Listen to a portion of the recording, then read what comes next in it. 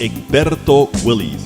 This is a progressive program that will take the mystery out of politics. This is the program that will encourage liberal, conservative, or otherwise. You get to air your point of view.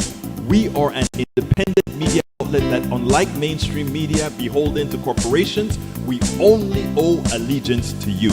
Remember, you can also send me a tweet at EGBERTOWILLIES. That is at Egberto Willies.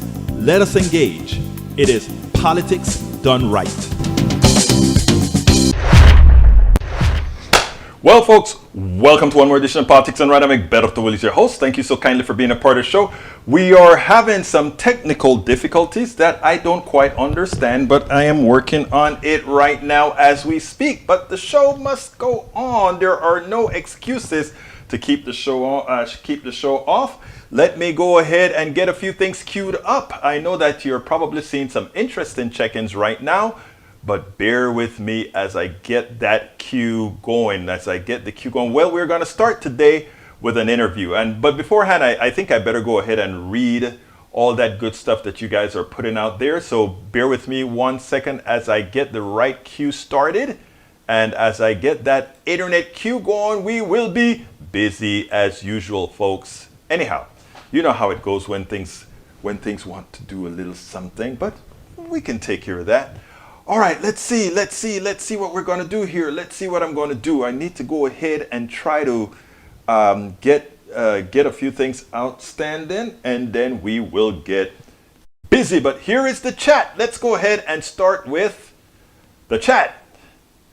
Michael Rudden says, Greta Thunberg says, it's strange Joe Biden is considered a climate leader, criticizes U.S. president for expanding fossil fuel infrastructure. Back when Biden was running for office, he proposed a $5 trillion infrastructure plan to combat climate change, which was actually the bare minimum required to forestall global warming. But even that's been watered down so much in the Build Back Better bill, it still passed. It still hasn't passed. It's amazing, isn't it? It's amazing. Okay, second one. New Omicron variant fills up Children's Hospital. I think we're going to see more numbers now than we have ever seen, Dr. Stanley Spinner said, Chief Medical Officer and President of Texas Children Pediatric and Urgent Care in Houston. Cases are continuing to rise between Christmas gatherings, and we are going to continue to see more numbers this week from that.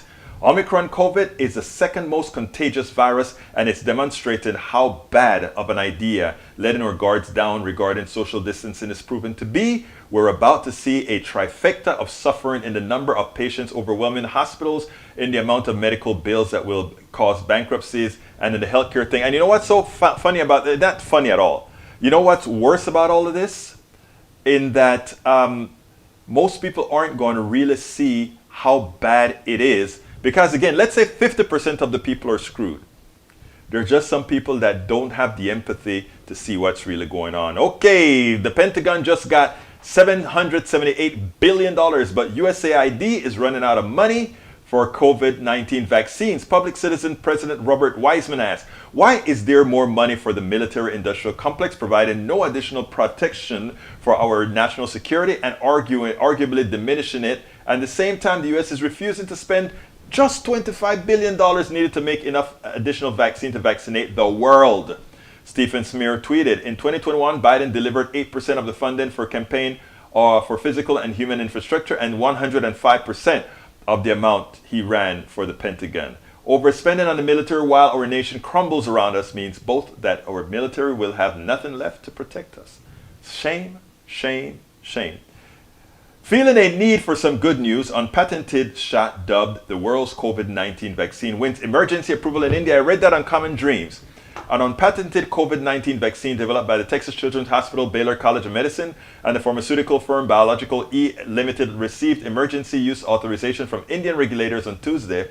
News that the jab's creators hailed as a potential turning point in the push to broaden global vaccine access, formerly known as Corbevax. The protein-based vaccine has been nicknamed the world's COVID-19 vaccine because it is not patented, meaning that manufacturers across the globe can produce a shot without fear of legal retribution from governments and private companies. Professor Peter Holtz, I remember he was developing the Dean of the National School of Tropical Medicine at Baylor and co-director of the Texas Children's Hospital Center for Vaccine Development, tweeted, "This vaccine can be made locally all over the world, and we now technology transferred our Texas children's vaccine to producers in India, Indonesia, Bangladesh, Botswana. Our Texas Children's Center does not plan to make money on this. It's a gift. It's a gift." Roberto Luis, saludos mi gente. Politics done right. Felicidades a todos. Happy holidays. One love. Norman Reynolds starts +1, 2. Welcome aboard. Peter Fleming in from ATL checking in.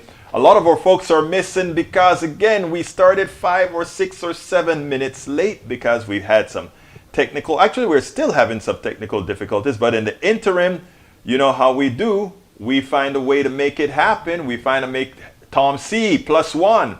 Hi all, video out of sync with audio on YouTube. Yes, we had some serious technical issues. I hope it's going to clean itself up in the long run. We can all hope for that. Whatever the case is, I think the hard copy that we do locally seems to be in sync. I'm looking at it right now and it seems to be in sync. So I am going to go on the expectation that that is going to work just fine. But anyway, what I'm going to do is I'm going to play our interview today and use that time to do a little bit of cleanup, see what I can make better, and then we'll continue from there on. So let's go ahead and get busy with our interview. Welcome to one more edition of Politics Done Right. Today we're going to stay a bit local, but do remember that this isn't local in respect to how it's covered. This is something that occurs county after county, city after city, municipality after municipality.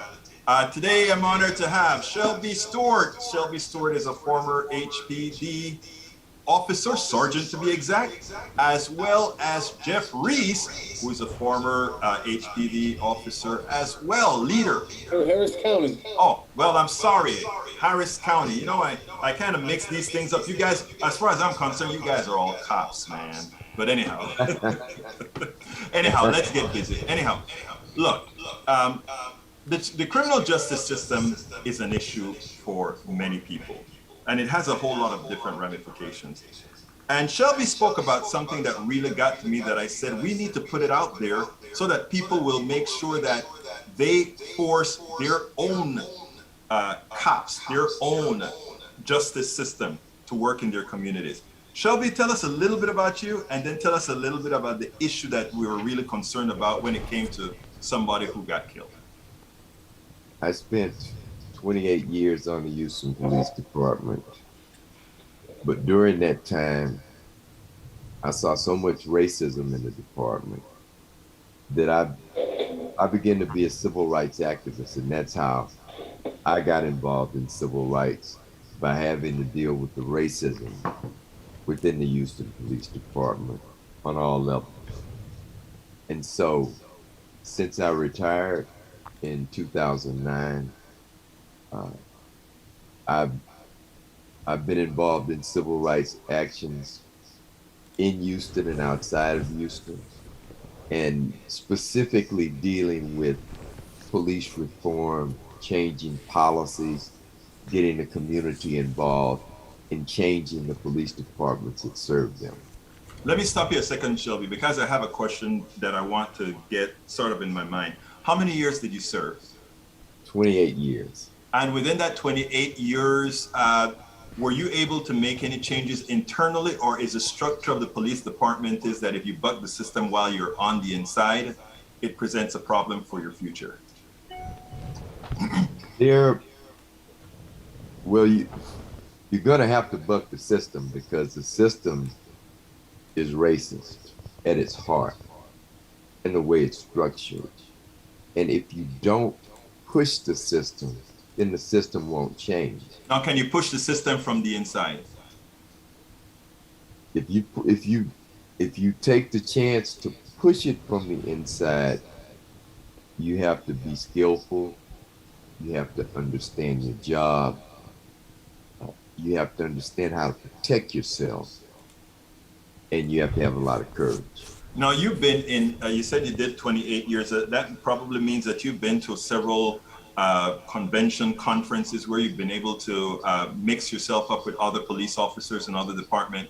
Is this pretty much standard modus operandi for police departments all over the country? Believe it or not, most police departments around the nation have the central tenet that they will hide misconduct by officers and illegal activities. And you may ask why they do that. First of all, the purpose of the Internal Affairs Division is to mitigate damages against the city. So if you don't see misconduct on videotapes and you don't see proof of illegalities, then the department is not going to deal with them as to what they were. They're going to slap somebody on the wrist and they'll keep their job. But if you see a video of the misconduct, it forces them to take the proper action. That's why videotapes are so important. Now that gives us a perfect segue into the particular incident we are really here to talk about with respect to what you saw in a particular community. Let's talk about that. In 2018, in South Union, which is in the southeast part of Houston, a young man was killed at Zolly Scales Park. He was shot by another man. And so the Houston Police Homicide Division went out there and they did an investigation. Come to find out through the mother of the young man that was killed that a female that was involved in the shooting, the police officer that was investigating it did not put a hold on her. And what a hold means is that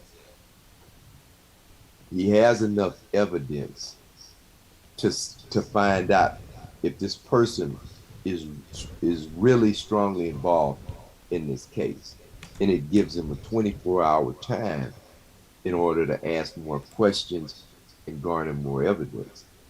Well, that wasn't done, and so the mother of the young man that was killed messaged the officer and said, "Well, the young lady fired the gun at the other guy. It wasn't my son. What, did y'all check for gunshot residue on her hands?" And the investigator sent back a message saying, "Well, that wouldn't have made any difference. It just would have meant that she was defending herself." The problem is that at that time, he didn't even know she had shot a gun. He didn't know what she had done.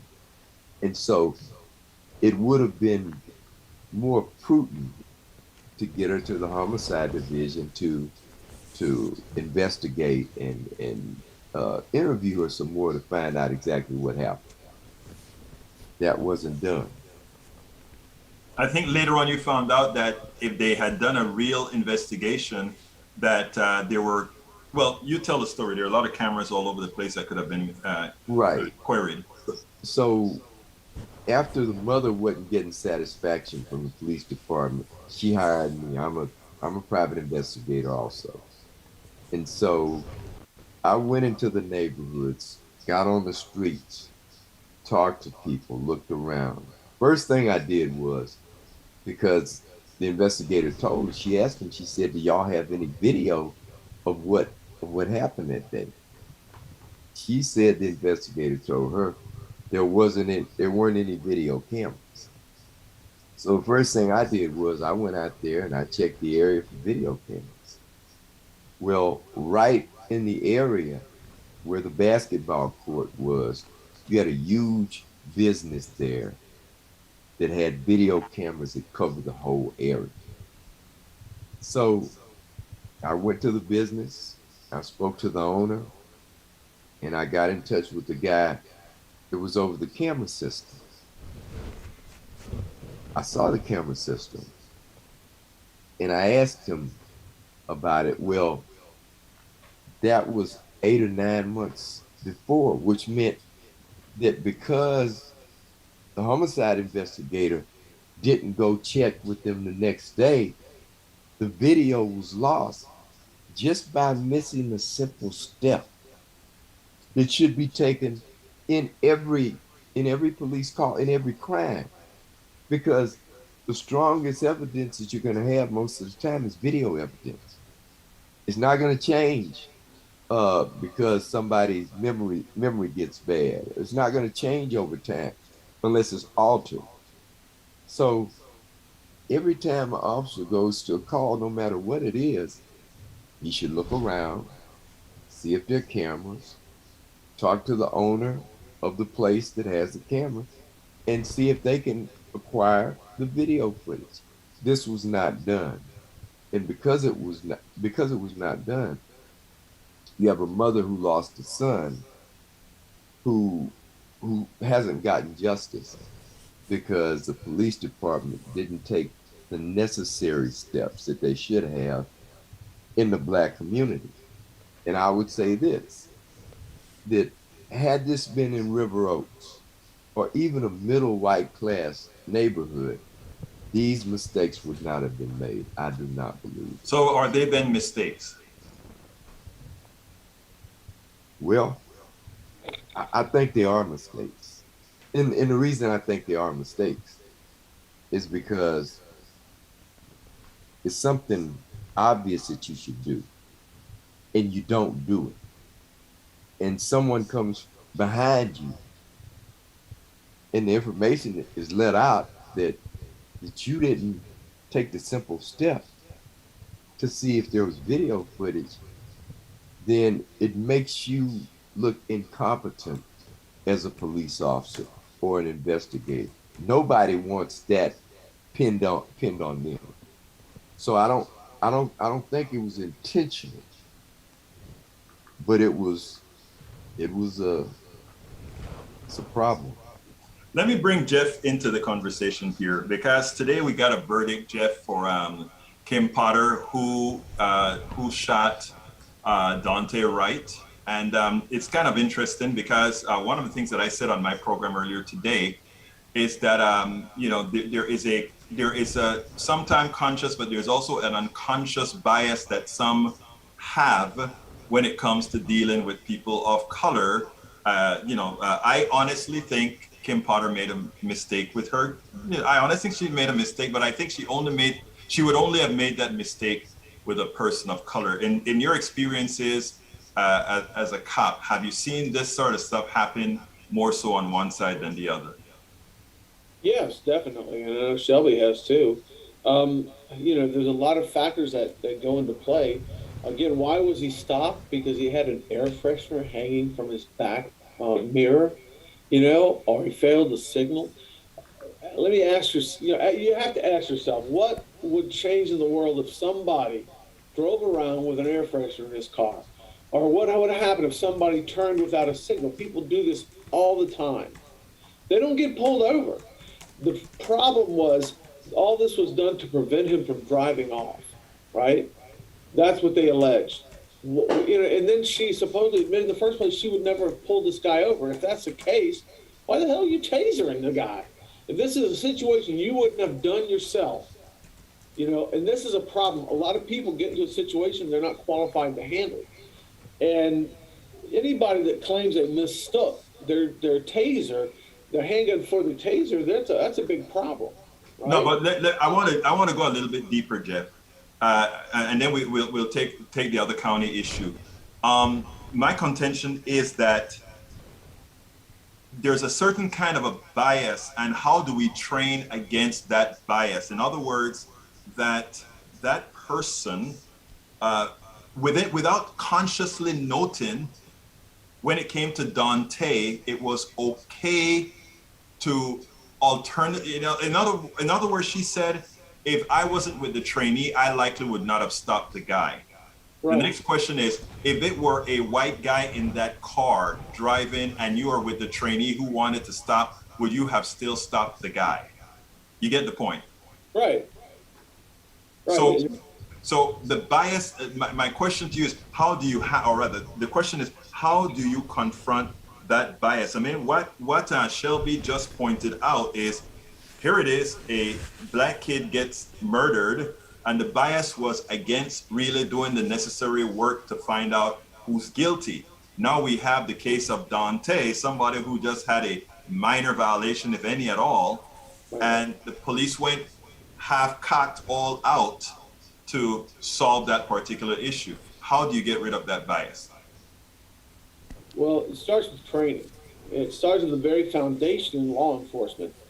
And I know Shelby had a very similar experience, but different because I'm a Caucasian. It's a lot different for me. When they trained me, I don't know if you, we had three different districts. And they told me, well, this is the district that's very wealthy and the sheriff lives over here. So you got to mind your P's and Q's. Now, this other district's kind of middle income, and you could pretty much do what you wanted, but you had to be careful. Then there was a poor district. And a poor district was open season. This is, a time of Rodney King. You could do anything you wanted to somebody because they didn't have the resources to fight you back. In other words, this thin blue line protected you from any kind of malfeasance that you did, whether it's racist, which of course it is, or anything else. And even today, it's that same perception that the police, whatever the police do is right, whatever you have is wrong. If you're involved with the police, it's your fault. You did something wrong to instigate this, okay? And then when it's a person of color, that's where the problems start. Just what you're bringing up. How is this person going to be handled? You're going to handle everybody the same, or are you going to handle different people differently? And that's the question. It begins in training. It begins in the whole aspect of law enforcement, the driving force behind it, the rationale that we're this one big blue family, and whatever we do, we're okay. All right? And a lot of times it was made up of predominantly Caucasian people. And even some of the minorities treat the other minorities worse than that. And part of that's in the systemic aspect of police work. Shelby? I mean, that's an interesting topic, and I want to throw that right back at Shelby because I've actually seen that in action. Shelby, what Jeff just said is sort of an interesting dynamic, right? I think that if you see something like that, it has to do with buying into racism Yes. within the department as it deals with minorities. Um, I think that the majority of the racism, no, it cut. I don't believe. Okay, No, training, this hey, training. let me just say something, Shelby. This is politics done right. On politics done right, you don't bite your tongue. You say Okay, it. I don't think that I don't know that training necessarily by itself helps because you're asking people that come from different walks of life that may not have any experience with someone of another race other than the values that have been inculcated into them through their parents, their cousins, their friends, and people that they trust. And if they have inculcated a biased view by people that they trust, Hmm. then this is what they believe. And so how can, how can you be ethically sound? Because police officers make the most important decisions every day that can change the course of your life and death. How can you be a police officer if you can't be fair? And if you take your biases to every call that you go to because this is what you believe, then you have no business being a police officer because there's no way that you can be fair. You have Well, to be fair. I'm going to tell both you and Jeff this then, because that is one of the reasons I enjoy speaking to ex-officers like yourselves, because I mean, you have some cred in the departments, and I hope that you use your creds to make that change. Because what you just said, Shelby, is magic. Unfortunately, a lot more. And by the way, I do agree that most officers are not the ones that take advantage of people. But at the same time, I think they do take advantage of people with their silence. In other words, if they're staying behind that thin blue line, that is an issue that I think needs to be mitigated. And guys like both of you can do that. Now, because of time, we have to segue into one other portion of this discussion with a little incident, not a little, a big incident that happened in the courthouse in Harris County, or not the courthouse, jail in Harris County. Why don't you recount that story and tell us what you think is the genesis of that, Jeff? Oh, that's you're talking about the rape of a 6-year-old Yes. sergeant in the 1200 jail. No, actually, that one would probably take another time.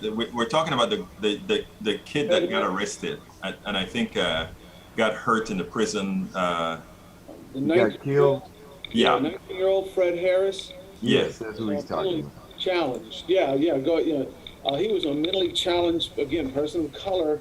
He had a IQ of about 60. He weighed about 98 pounds. He'd never had a fight in his life. And somebody, again, decided to arrest him for threatening another person with a knife. And he went into jail. The mother went to the jail and talked to the lieutenant or whoever was in charge at the time and explained everything to him. And they assured her he would be segregated from the population, but that was not the case. And he was murdered by a man 240 pounds, another inmate who had a history of violence and also had a shank, and he was kicked and stomped and stabbed to death. And yeah, that's a terrible thing. His name was Fred Harris, a 19-year-old youth. He looked like maybe he was 14. And the problem that, it's happened before. I was not surprised, unfortunately. No, is this one of those bias issues that you talk about all the time? The arrest was definitely, yeah, and I think this is the thing. If he had been of wealth or whiteness, he would not have been in jail. Apparently, the guy got no closer than 12 feet to 20 feet. So how is this person threatened by a 98-pound youth with a knife, right? So I'm sure there's other stories, but the fact that we believe and we think we can solve all our problems by arresting somebody. Shelby, that's what we were taught this. When you came in contact with somebody that violated the law, you were duty bound to arrest them, all right? And if somebody didn't do what you told them to do, you put your hands on them and made them do it. And if that came, once you put your hands on someone, they have to go to jail, Shelby, maybe you can comment. How is HPD on that situation? Well, I supervised in the jail for about 10 years. And that if the mother of an inmate comes and gives you information that he has some psychological issues, then at that point, you've been told, and at that point, there are certain things that supervisor needs to do in order to keep the young man safe. And if he has not taken those actions, then that supervisor is responsible.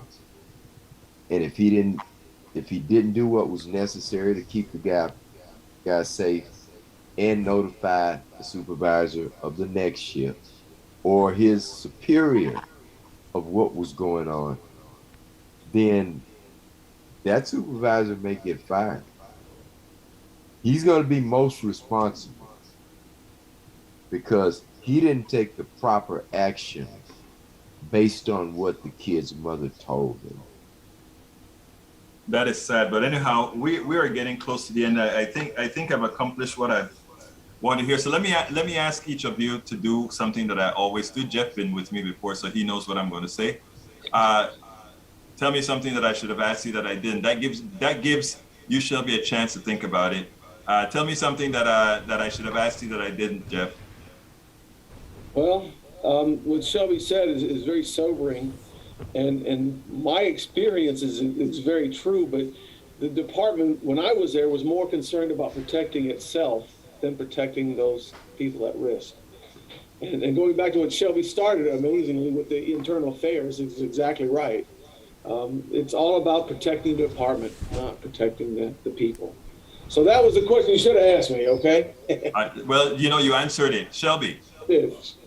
I think that why it's important that the public should know how the department handles itself in different parts of the city because Black and Hispanic people pay the same taxes that they pay in River Oaks, That's right. Bunker Hill, and Memorial, and they should receive the same police service with the same care and treat those people with dignity and respect. Former officer with the Harris County and former HPD officer. Thank you so kindly for having been on Politics Done Right. We'll keep this series going because there's a hell of a lot more we want to talk about with both you, Jeff, as well as you, Shelby. Thank you so kindly for all the work that you guys do in the community. Thank you, guys. Thank you, sir. All right, folks, I hope you enjoyed that. That was two friends of mine, two police officer or former police officers that have really joined the cause to make sure things get better. Anyhow, welcome aboard all my newcomers here. Let me see, who have we got? Let's see, bear with me as I get over there.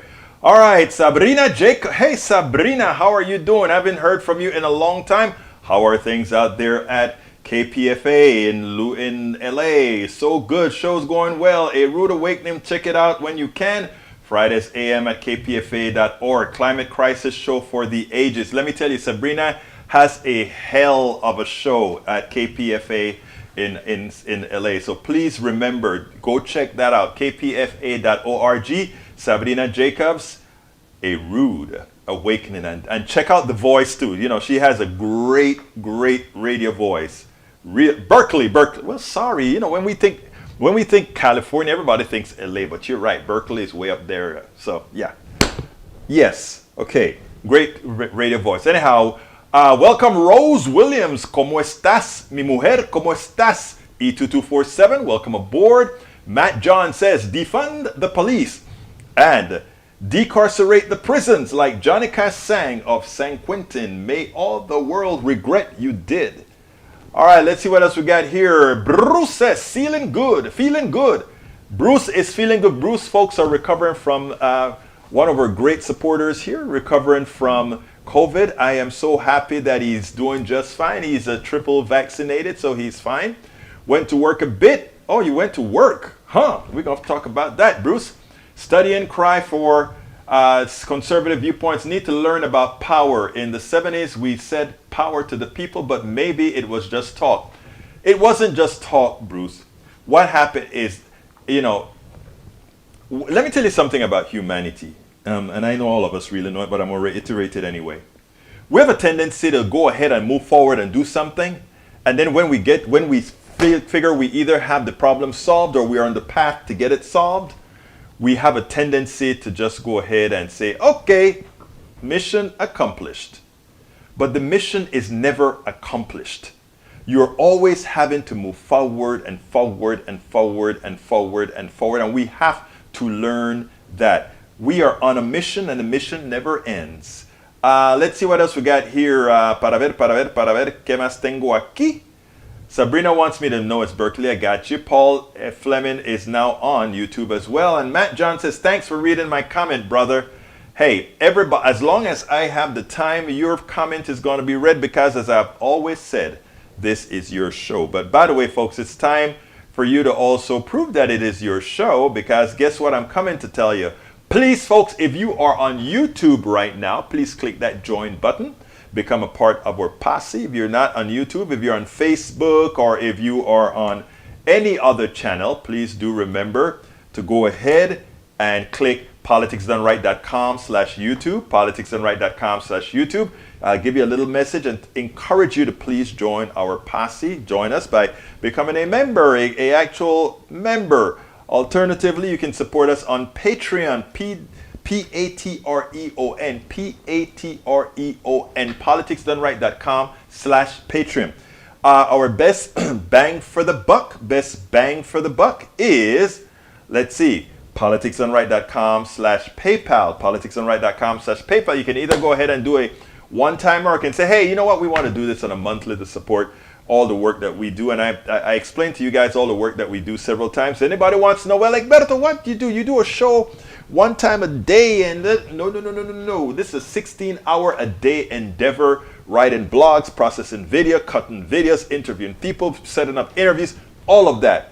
And it's a 1.5 person operation done by one. Actually, it's probably a 5 person. You know, there are many other shows like this that put out the volume that we do, and they have 5 people working there and being supported. Right now, we are, I guess, fairly newcomers, very efficient. So that's why, you know, the work is so hard. Eventually, we'll get some more volunteers to come aboard. Anyhow, you can also support us by going to our store.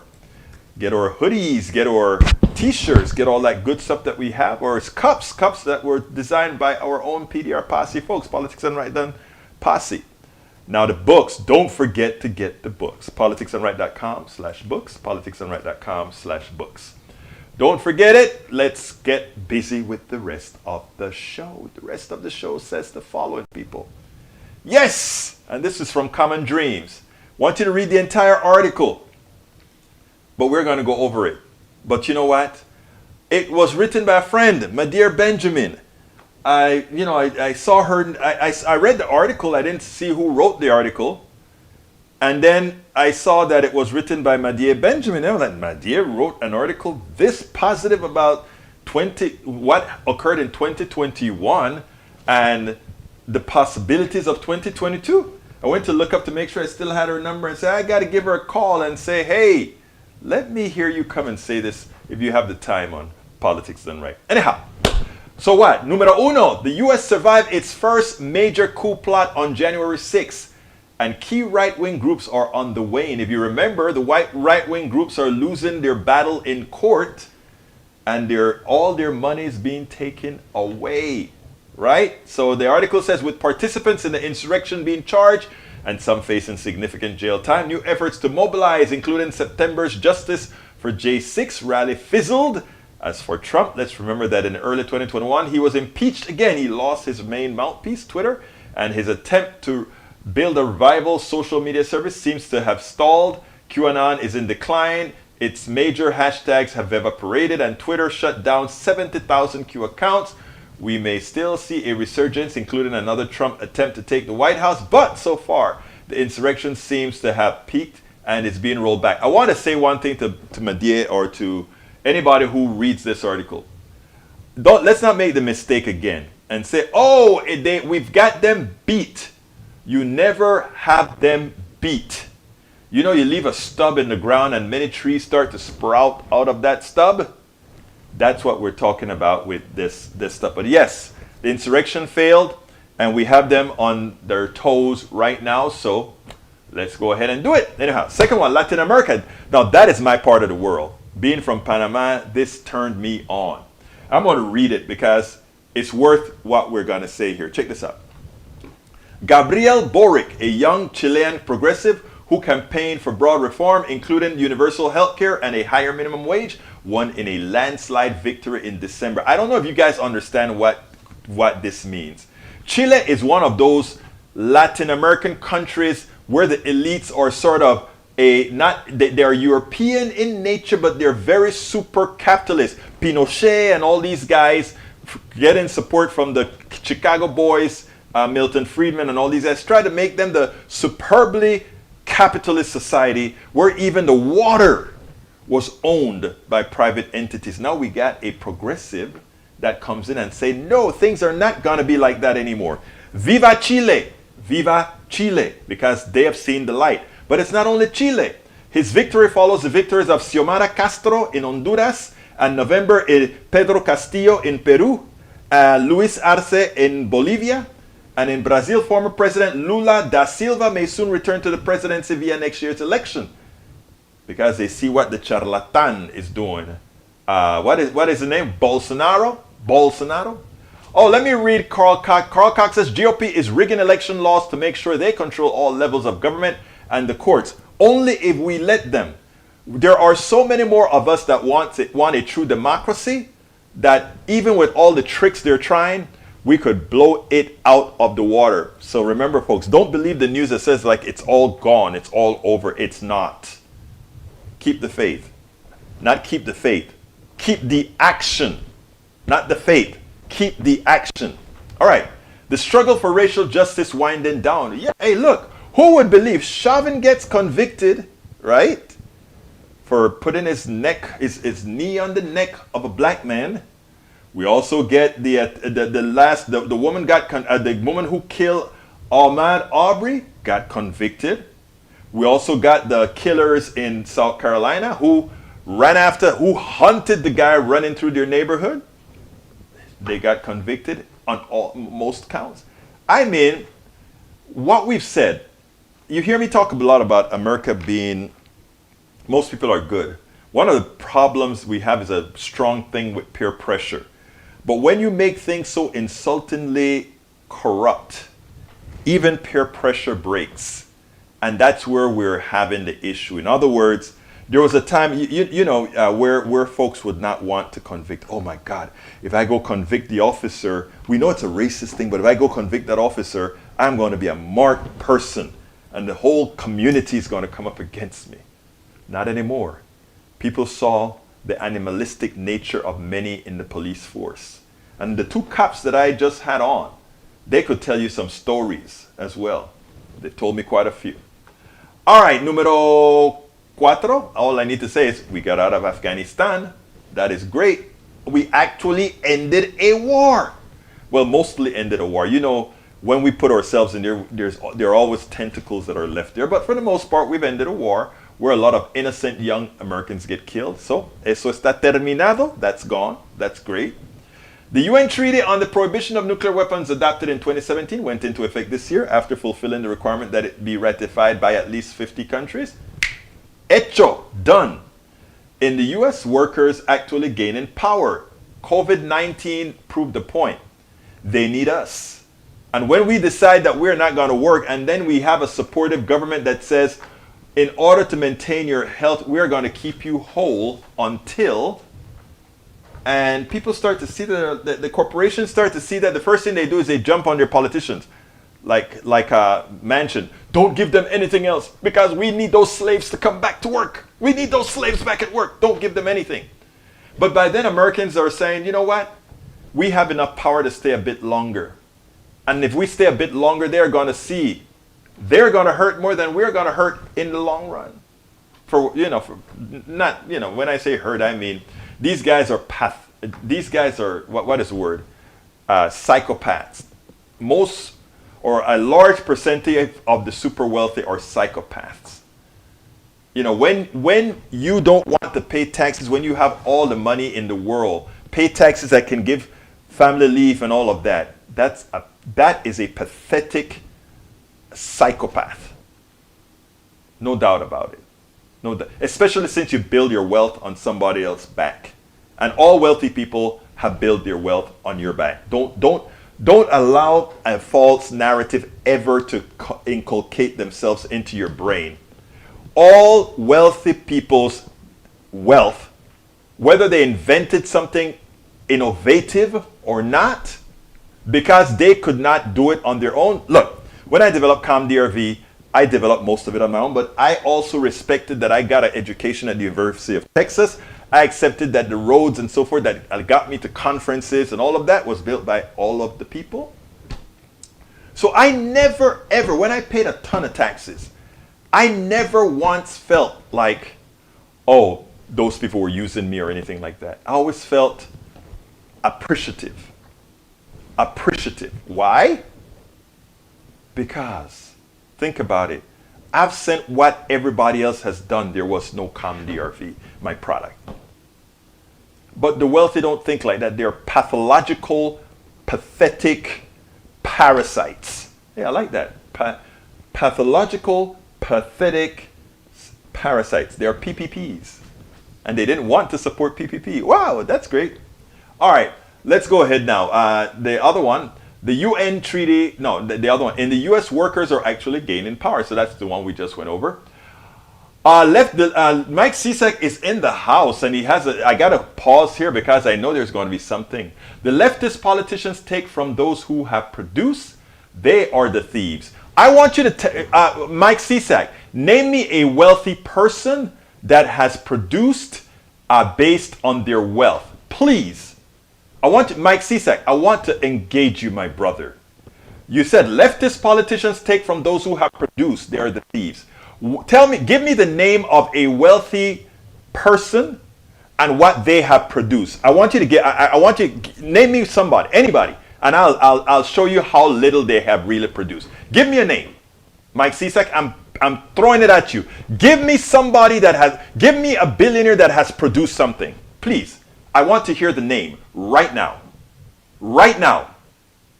Give me the name. Nancy Pelosi has produced nothing.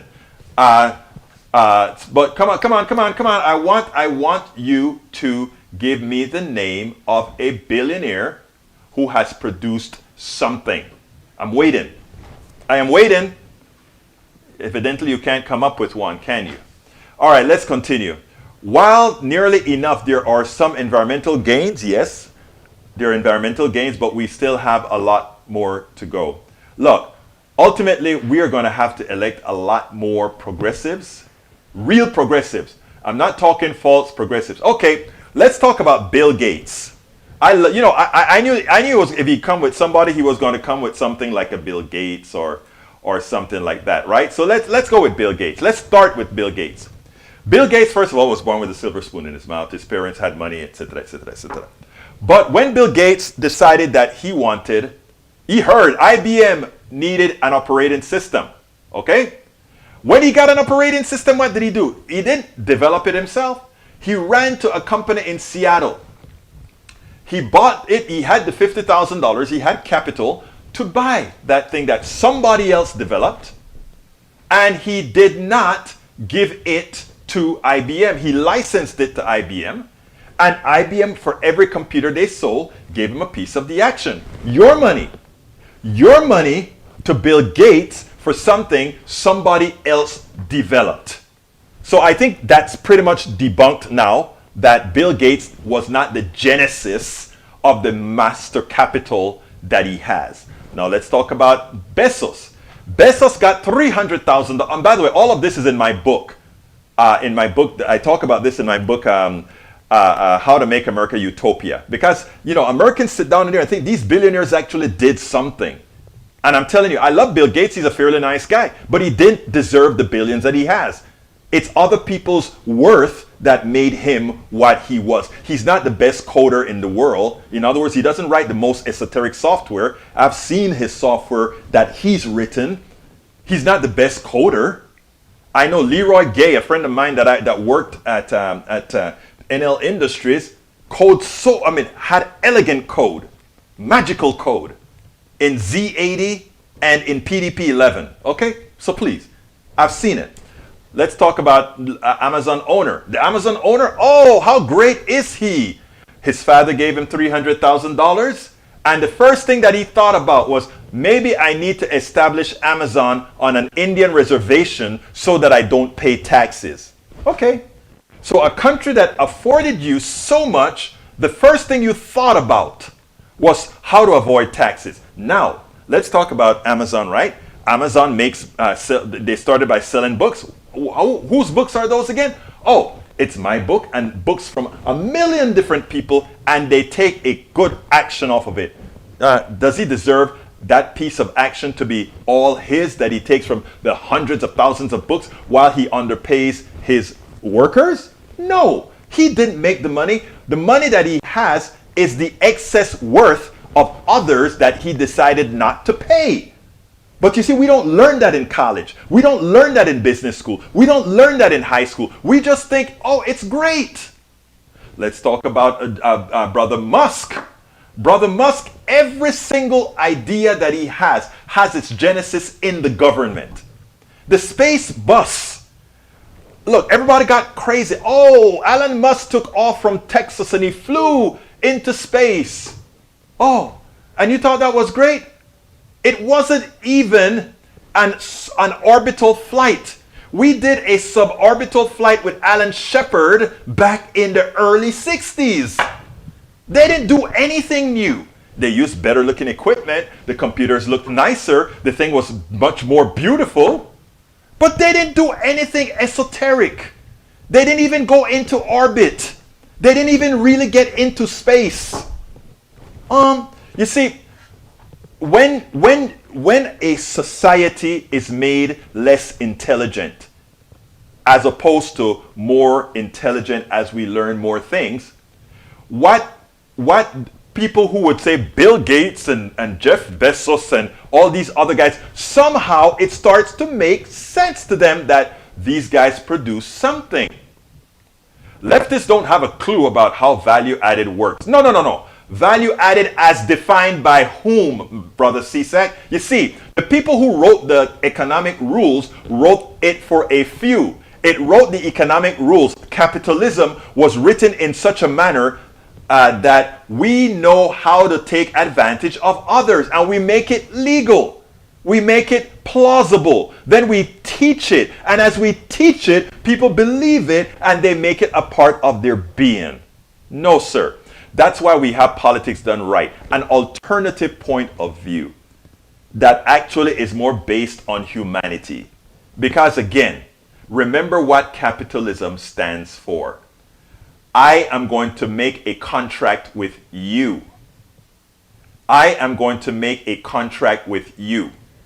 And in making a contract with you, right, I can take advantage of you. Bruce, it's really not anger. It is passion. And on my part, it's not anger. It is passion. And I think we have to learn to discern differences between passion and anger. When one has passion for something that has been done for so long, a system that has been there for so long that so many people, good people, Mike Cisak is not a bad person, but he is indoctrinated into a system that makes antiseptic slavery valid. In other words, again, if I were to tell you that the guy who invented MS-DOS sold it for $50,000, he invented MS-DOS. And he sold that time wasn't called MS-DOS, it was called CPC, I don't remember the name of it, okay? He invented it. And that somebody knows that there's a deal to be made with IBM, and he underhandedly come and he buys it from you, buys it outright, not license it from you, he buys it from you, and then he goes to IBM and he takes your intellectual property, right? Because capitalism is about contracts. He legally takes your intellectual property, and then he goes and makes a deal with IBM, and then he becomes a billionaire, and everybody give all the accolades to him, right? All the accolades. Nobody knows the name of the guy who actually made this real thing possible. They know Bill Gates. Bill Gates was the one who was able to move capital. Anger? This is not anger. This is telling the truth. This is trying to inculcate into people's minds what and how our system works. And the problem about it is too often it works so badly for most. And we sit down and we have those who continue to promote that, oh, that is okay. And look at what Mike Cisak says when he says, you just don't understand what value added means. Of course I understand what value added means. You know, I sell a lot of products, and a lot of people, I sell a lot of products of people who've added value to it and made money on it. And you know what? On the thing they put, original design by Egberto Willie is now put out there, and I can name you hundreds of companies. If I open my database and shows, like I said, Bowen is the stuff at Bowen. They use my thing for their testing equipment for the 787 and the 777. All right, I'm the only one at that point in time who could drop the RTS signal to bring the data in. That's a fact. Bruce says there were several other operating systems. MS-DOS won for many reasons. It was good, but has been value added. Yes, it was added. Value was added to it, but for those who ever got the first 4.77 megahertz PC, which I was one of the first back in 1983 to get, let me tell you, the entire BIOS, basic input output system for that system, was out there. It was written. IBM gave it to you because MS-DOS was so bad compared to for an operating system ready for prime time, that the entire BIOS was given so that you could go and tap into the BIOS. I would go into the BIOS and say, okay, I'll issue an int 14 for the serial port to do XYZ. And there are times I would patch int 14 to do certain things. This is in the old days of programming.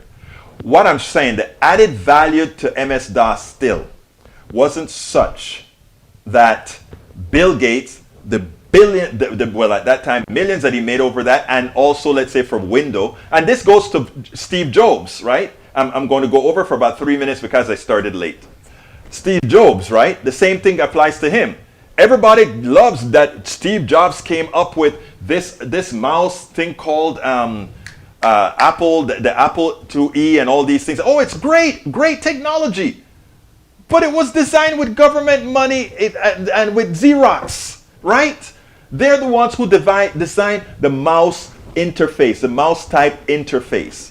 So we get somebody, that looks kind of cool. I will build on that, and I am the one who capitalize and make all the money on it.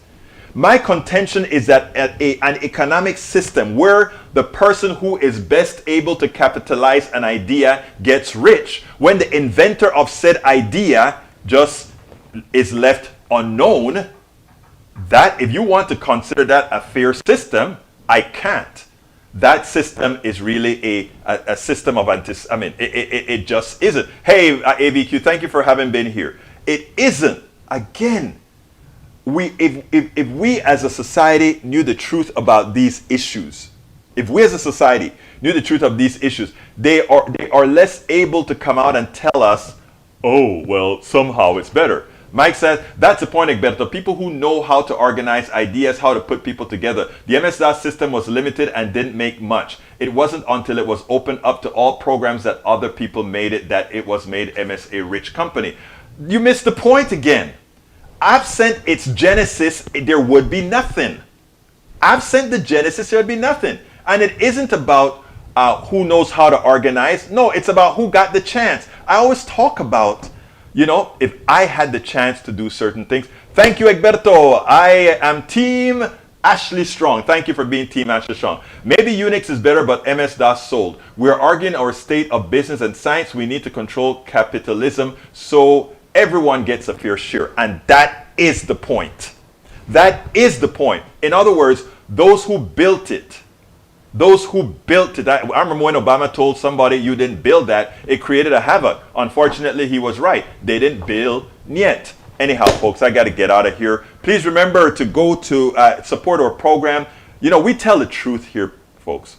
We tell the truth unabashedly. Sometimes it hurts a few people that thought, it hurts a few people because they're heroes. Are not necessarily heroes. None of us are big heroes. We are all a collective. And until we realize that we are all a collective, we are all in this together. Not no Bill Gates by himself, not no Oprah Winfrey by herself, Oprah Winfrey couldn't make it without the camera. The guys who invented the camera and all these things that played a part in making her it. And that's the issue you have to be and understand. My name is beforehand, please support our show. Go to politicsdoneright.com/support, politicsdoneright.com/support. My name is Egberto Willies. This is Politics Done Right, and you guys know how I end this baby. I am what? Out!